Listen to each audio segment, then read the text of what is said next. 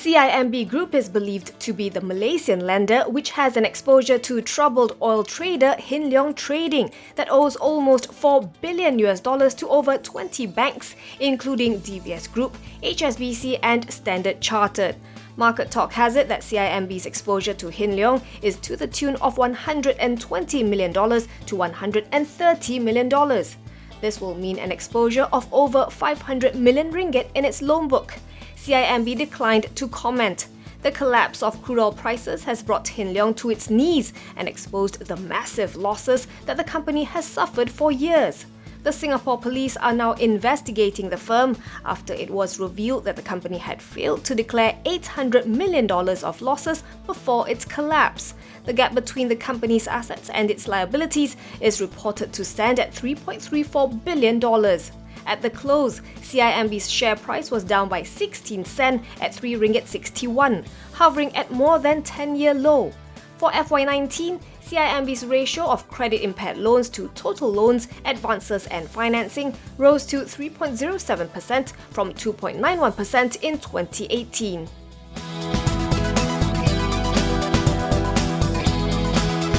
Genting and its units are said to be planning the first group-wide salary cut since its founding in 1965. Citing an internal memo, Bloomberg reports the casino-to-hospitality conglomerate is proposing as much as 20% temporary reduction of basic salary for employees based on their ranks.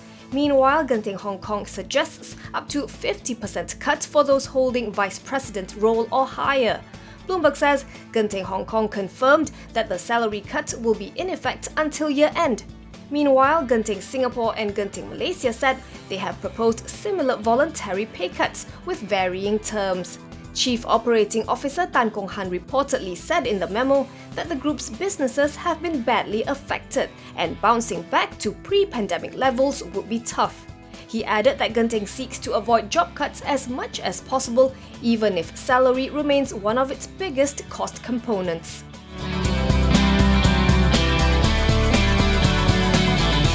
CIMB ASEAN Research Institute warns that many brick-and-mortar businesses, particularly those in the ASEAN region, will likely be wiped out if the COVID-19 pandemic lockdown measures are prolonged unless market confidence is restored.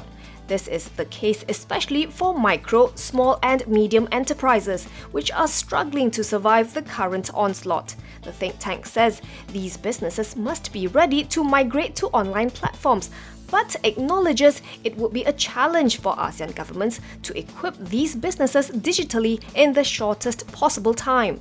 It notes that these nations are still grappling with managing the COVID-19 health crisis, each at different stages in the pandemic. Post-pandemic, the think tank says that ultimately, in the absence of a vaccine, physical distancing would still define the new normal of business as usual.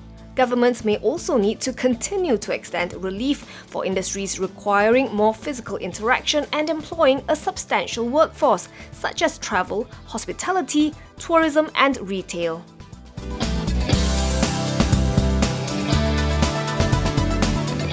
Tadmax Resources wants to sell a 25% stake in its Pulau Indah Power Plant project to Korea Electric Power Corp or KEPCO for 41.75 million ringgit.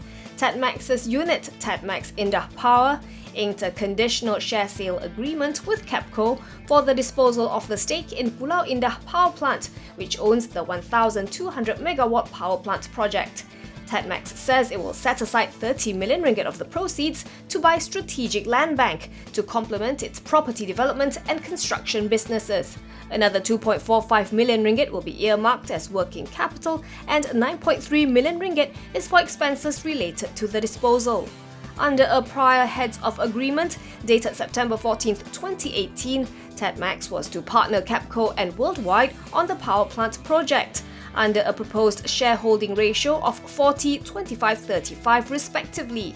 Worldwide, which owns 35%, is planning to buy Tadmax's block of 40% in the company.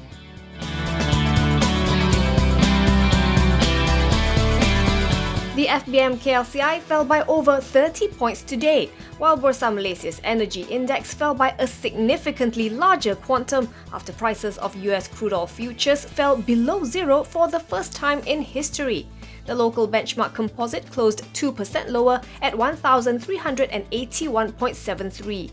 Anticipation of Malaysia's corporate financial reporting season for the January to March quarter is also seen influencing share trades as investors evaluate the extent of the COVID-19 pandemic's impact on businesses.